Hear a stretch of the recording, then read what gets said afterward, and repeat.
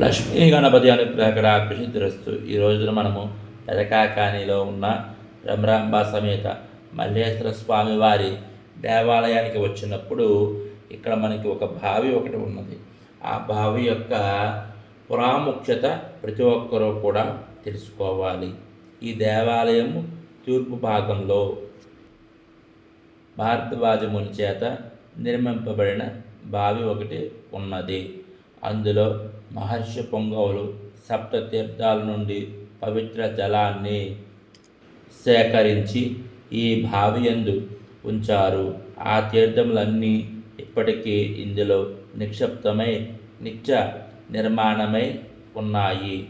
ఈనాటికి ఈ తీర్థముల పరమ పావన శక్తి వల్ల పసిపాపలు, బాలింతలు, వ్యాధిగ్రస్తులు మొదలైన వారు వాటిని సేవించడం వల్ల అమృత తుల్యాన్ని, ఆరోగ్యాన్ని సమకూరుస్తున్నాయి.